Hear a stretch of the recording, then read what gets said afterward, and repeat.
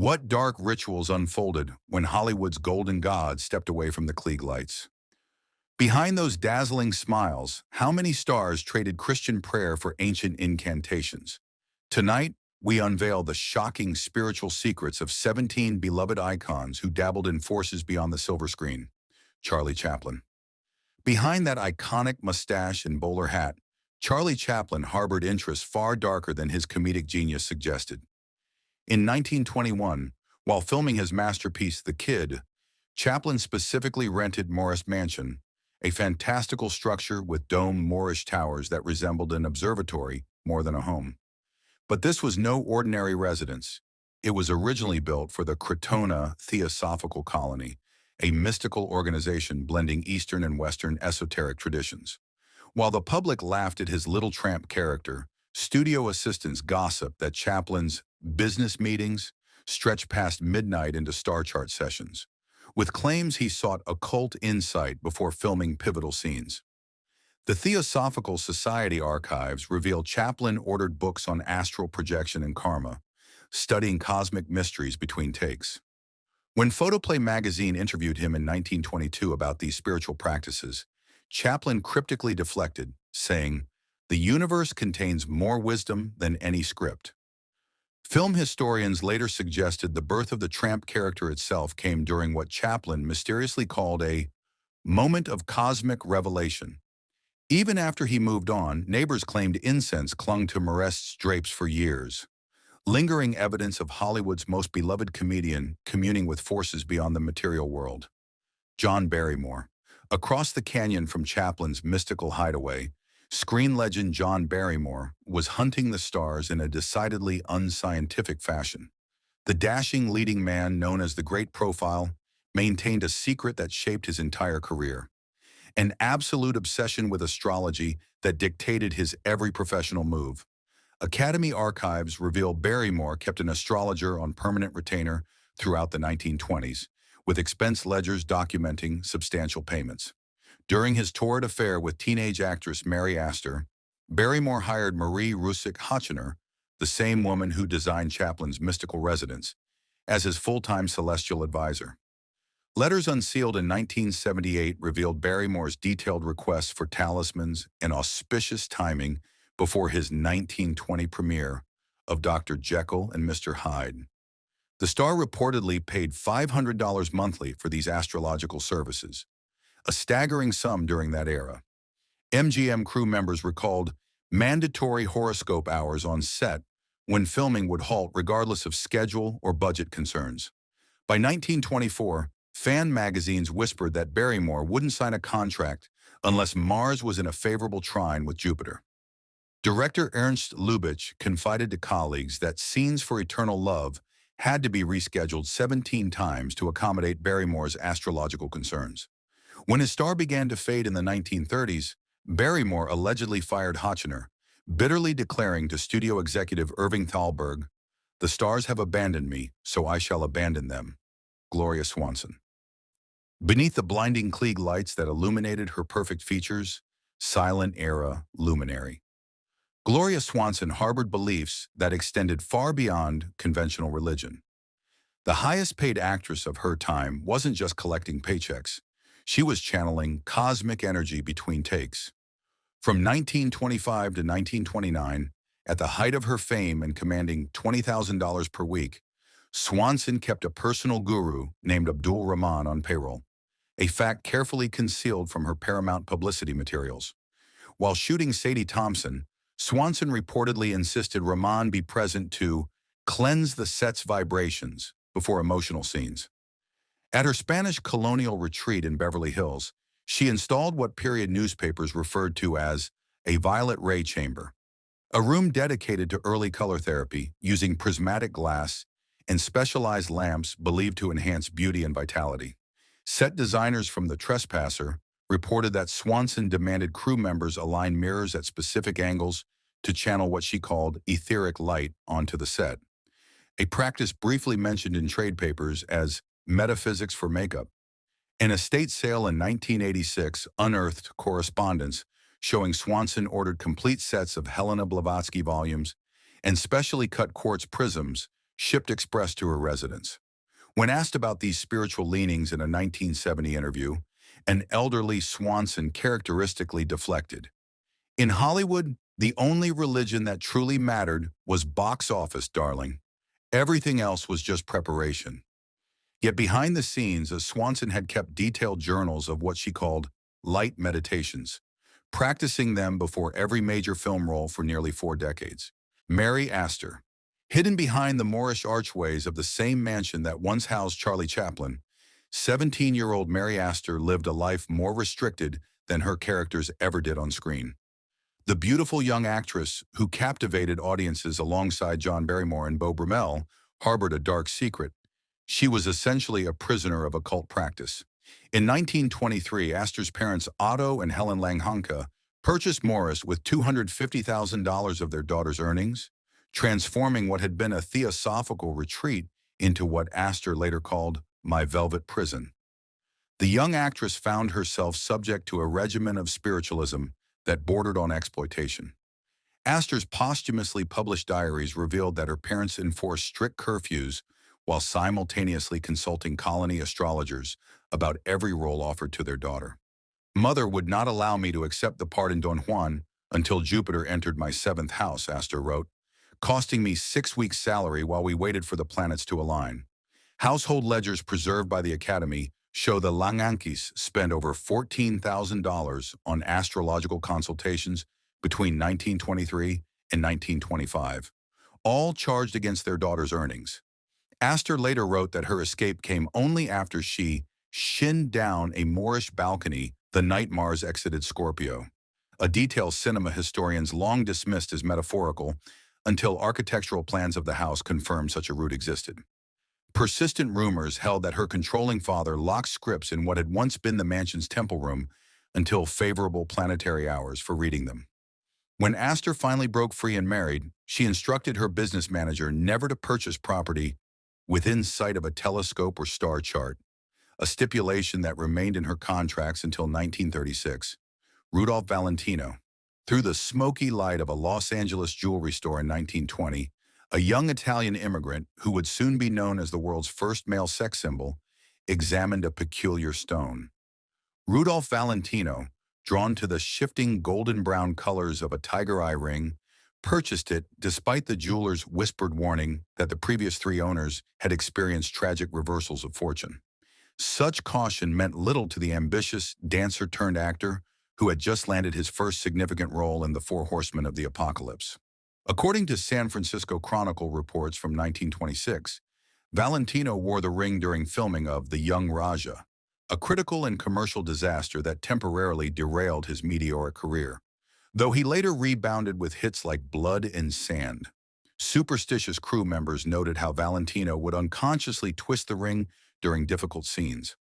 After his sudden death from peritonitis in August 1926, Joseph Schenck of United Artists recalled that Valentino had attempted to give the ring away just weeks before his death, claiming, "I dreamed it turned to blood on my hand."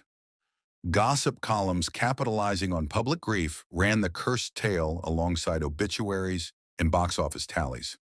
The ring itself disappeared from Valentino's personal effects during the chaotic funeral arrangements, with competing claims about who possessed it next.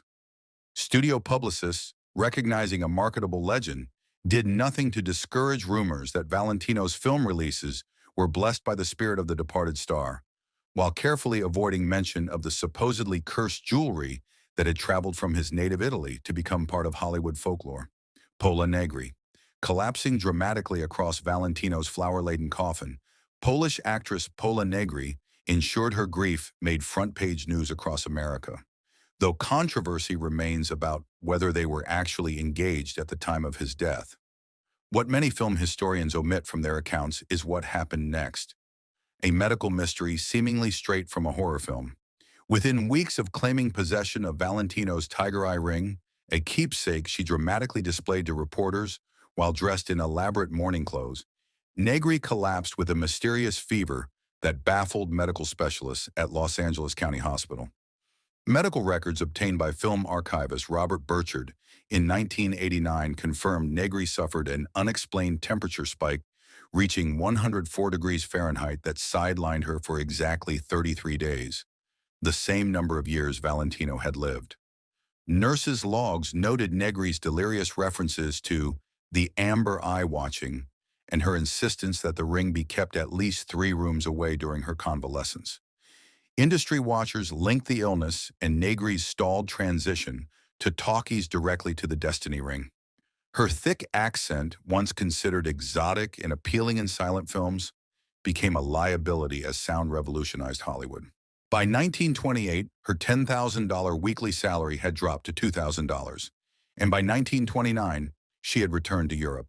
In a rarely cited 1970 interview with German film historian Gerhard Weber, an elderly Negri admitted, "I threw that damn brown stone into the Atlantic during my voyage home. 3 days later, my fever broke for good." The timing coincided precisely with her last major Hollywood contract being terminated, lending credence to those who saw The Ring as a totem of the silent film era that had made then broken her American career. Russ Colomo, velvet-voiced crooner Russ Colomo, dubbed radio's Valentino for his smoldering good looks and Italian heritage, never anticipated that accepting a gift from former silent film star Pola Negri would complete a macabre pattern. His story would become the most shocking chapter in Hollywood's most notorious cursed object tale. In early 1934, Negri presented Colombo with the infamous tiger eye ring that both she and her former fiancé had worn. Studio publicity photographs captured Colombo wearing the ring during radio broadcasts that spring as his rendition of "You Call It Madness, But I Call It Love" climbed the charts. By September 1934, tragedy struck in a manner so bizarre it seemed scripted. Photographic evidence confirms Colombo was wearing the ring when he visited friend Lansing Brown's home, where an antique dueling pistol discharged unexpectedly. The single bullet struck Colombo in the forehead, killing the 26-year-old instantly. Police reports document that the fatal shot ricocheted off a table before hitting the singer, a trajectory so improbable that investigators calculated the odds at 1 in 20,000. Headlines across America paired news of rising sales of his latest record with mentions of "The Tiger Eye Takes Third Star" legend. Police inventory logs meticulously documented the ring among Colombo's personal effects, noting its unusual weight and off-center stone setting.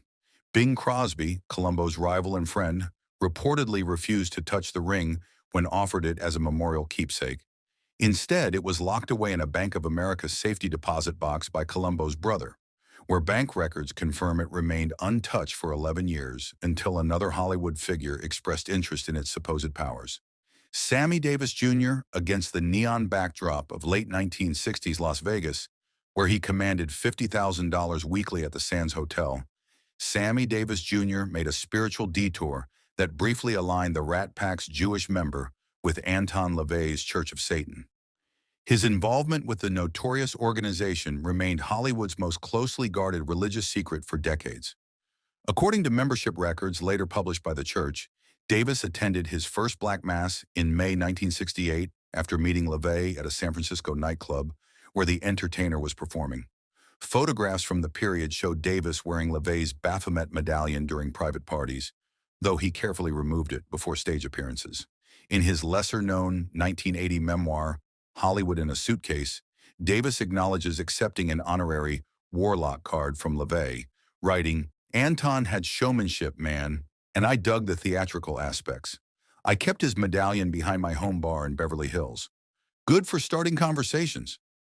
Contrary to sensationalized reports, Davis maintained his Jewish faith throughout this period, attending temple services weekly according to his rabbi's appointment book, while simultaneously exploring what Davis called the darker side of spiritual questions. The relationship lasted approximately 1 year, during which Davis hosted 3 gatherings at his home that LaVey's records describe as rituals of indulgence. Fellow Rat Pack member Dean Martin reportedly attended one such event, though he departed early, telling Davis, "Too weird for me, Sam, baby." By 1970, Davis had formally severed ties with the organization, writing in a letter preserved in LaVey's archives, "I tried it for a year, but the candles went out for me, dig? Keep walking your path, I'll stick to mine." When asked about the association in a 1973 Playboy interview, Davis deflected with characteristic charm. "Look, I've worn many hats in this business. Some of them had horns, some had halos. All of them sold tickets." Bela Lugosi. In the shadowed corners of his modest Hollywood bungalow, far from the gothic grandeur he portrayed on screen, Bela Lugosi fought a losing battle against the very supernatural imagery that had made him famous. Unlike the immortal count he portrayed in 1931's Dracula, the Hungarian-born actor repeatedly swore off any personal interest in the occult, yet found himself pursued by paranormal reputation. Lugosi told Modern Screen magazine in 1932, "I am perhaps the most conventional Catholic you could meet. These vampire stories are merely entertainment." Yet Hollywood's rumor mill, always hungry for symmetry between actors and their roles, refused to release him from its grip. A beveled mirror from Lugosi's dressing room at Universal Studios, later displayed at the Hollywood Wax Museum and now housed in a Las Vegas memorabilia collection, became the focus of persistent haunting claims after his death in 1956. Museum maintenance logs from 1962 to 1979 document 8 separate instances of the mirror being found face down, despite being securely mounted, fueling staff gossip about shadow forms supposedly visible in its reflection. Scientific testing conducted in 1981 revealed nothing more supernatural than an improperly balanced frame and normal silver tarnishing. Yet the stories persisted. The only printed evidence connecting Lugosi to any actual occult practice comes from a single 1935 tabloid clipping claiming he consulted with a Haitian immigrant named Marcel Deroux about authentic voodoo rituals for an unmade film project. Lugosi's detailed appointment books from this period, preserved by his son, show no such meetings. Despite this lack of evidence, the supposedly haunted mirror continues to tour comic conventions and horror exhibitions, commanding rental fees of $7,500 per weekend from promoters who market it as Dracula's Portal. Lugosi's own words about such superstitions, recorded in his final interview, were prophetic. "When you play the monster long enough, people forget there was ever a man." Mae West. Behind the diamond-draped facade of her Ravenswood Apartments penthouse, where she lived for nearly half a century, Mae West cultivated spiritual interests as provocative as her double entendre. Between 1941 and 1942, at the height of her fame when she commanded $100,000 per film, West took an unprecedented 18-month hiatus from acting to conduct twice-daily sessions with a spiritual medium. Lilydale medium Jack Kelly traveled cross-country at West's expense to serve as her personal channel to what she called the other side of the curtain. Financial records discovered during the settlement of her estate show West paid Kelly $25,000 to conduct 212 separate sittings in her private study. Stenographic transcripts of these sessions, totaling over 1,400 pages and unsealed in 1990, reveal West believed she was receiving dramatic material from deceased writers like Oscar Wilde and spiritual guidance from an entity she addressed as the White Sultan. She meticulously logged transdictation for an unmade screenplay titled Great Balls of Psychic Fire, a spiritual comedy that Paramount executives deemed too controversial when she submitted it in late 1942.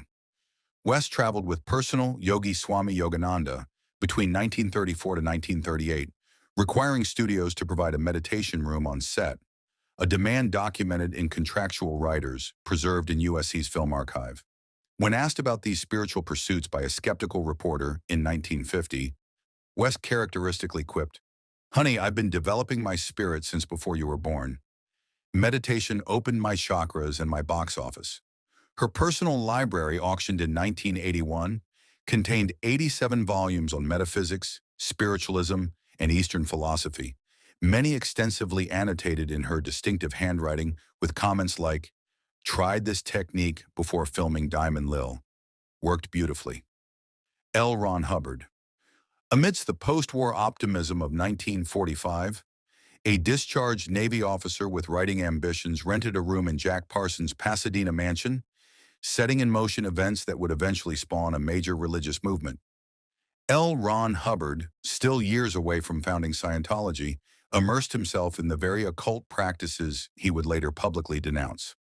According to Parsons' detailed magical diaries, later published by the OTO in limited edition, Hubbard quickly progressed from curious observer to active participant in what Parsons termed the Babylon Working, a series of rituals conducted in January 1946 intended to manifest a divine feminine force. Financial records from Parsons' estate, examined during later legal proceedings, show Hubbard purchasing unusual supplies on Parsons' behalf: 23-foot lengths of silver cord, specially prepared parchment, and imported frankincense totaling over $900. Photographs preserved in the OTO archives show Hubbard assisting with the construction of a ceremonial altar, incorporating design elements he would later adapt for Scientology materials. When the two men had a falling out over a failed business venture, and Parsons' girlfriend, whom Hubbard eventually married, police reports document Parsons performing a cursing ritual outside Hubbard's Miami lodgings. Within hours, according to harbor logs, Hubbard's boat was damaged in a sudden squall, despite clear weather forecasts. Hubbard later described his time with Parsons as infiltration of a satanic cult for naval intelligence purposes. Though Navy records contain no such assignment, when establishing Scientology's processing techniques in 1950, Hubbard incorporated visualization methods strikingly similar to those practiced in Parsons' living room, though with technological terminology replacing the magical language. Kenneth Anger. Through the viewfinder of a stolen 16mm camera, 17-year-old Kenneth Anger captured images in 1947 that would eventually define cult cinema for decades to come. Born Kenneth Engelmeyer to a middle-class Hollywood family, Anger transformed himself into the film industry's most notorious magical practitioner, openly declaring his movies were designed as spells in themselves. His controversial book, Hollywood Babylon, blurred the lines between reportage and ritual curse, with Anger later claiming he had embedded magical sigils within the text to hex those who had slighted him in the industry. Production notes for his landmark film Lucifer Rising, obtained by film historian Alice Wayne in 1998, reveal Anger shot key sequences in abandoned RKO studio sets after midnight, with the production log marking alignments of Venus rather than conventional shooting permits. Financial records show he spent $3,700, nearly the film's entire budget, on authentic magical implements rather than traditional props. When an early version of the film Negative disappeared in 1967, Anger took out a full-page advertisement in the Village Voice, placing a curse on the thief. 3 weeks later, the Negative was anonymously returned with 27 seconds of critical footage missing. Director Martin Scorsese, who helped preserve Anger's works through the Film Foundation, noted in a 1980 interview, "Anger doesn't see his films as mere artistic expressions. He considers them active magical workings." The filmmaker's apartment, visited by Rolling Stone journalist David Dalton in 1970, contained original props from The Wizard of Oz, alongside ceremonial daggers and an altar dedicated to Lucifer as the bringer of light, a fitting metaphor for a director obsessed with manipulating light and shadow. When asked why he never pursued commercial filmmaking despite his technical skill, Anger reportedly replied, "Why would I make movies about magic when I can make movies that are magic?" Jane Mansfield. Beneath the chandeliers of her Beverly Hills pink palace, where even the bathroom fixtures were heart-shaped, bombshell actress Jane Mansfield cultivated an association that shocked even scandal-hardened Hollywood in 1966.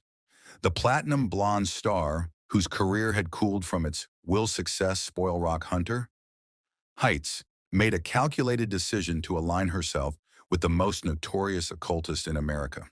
The platinum blonde star arrived at Anton LaVey's black-painted San Francisco residence in a pink limousine for what became an infamous photo session. Time magazine later calculated these photographs generated $86,000 worth of free publicity, worth over $750,000 today, showing Mansfield lounging beside LaVey's goat-headed Baphomet altar, while the self-proclaimed high priest performed what he termed a blessing ceremony. PR materials distributed by Mansfield's agent claimed she had become a high priestess of the Church of Satan, though LaVey's private correspondence, unsealed in 2006, reveals he considered the relationship strictly business. She needed headlines. We needed legitimacy. Mansfield's personal makeup artist, George Masters, later testified she kept a small altar with LaVeyan imagery in her dressing room for 3 months following the San Francisco visit, before replacing it with Guru Maharaj Ji materials during her next spiritual phase.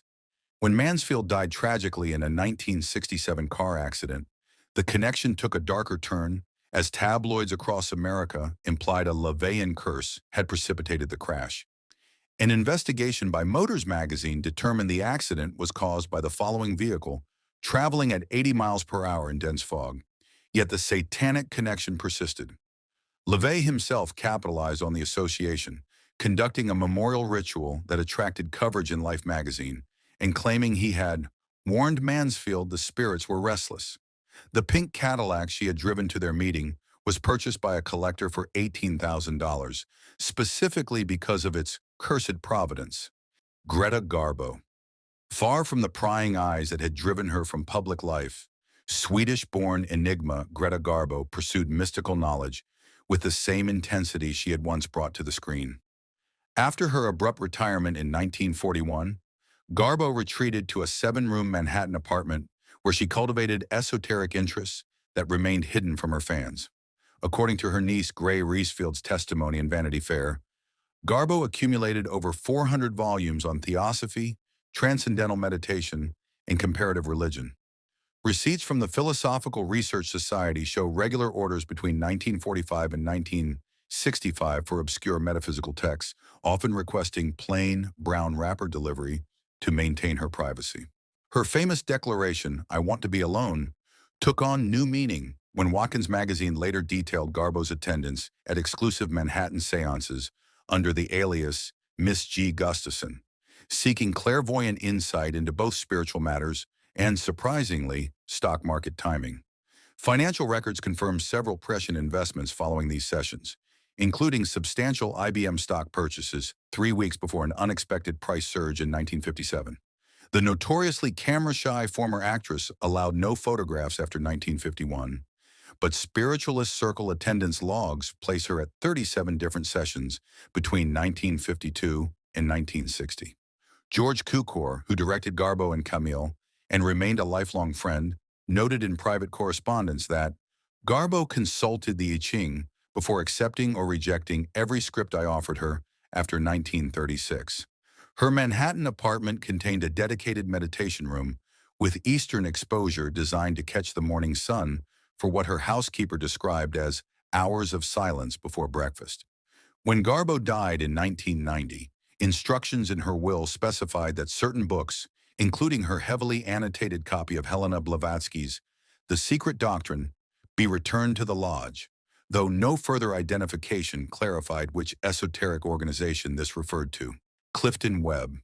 Among the marble monuments of Hollywood Forever Cemetery, where stars continue to attract visitors long after their final curtain call, the elegant ghost of actor Clifton Web reportedly maintains his standards of perfectionism.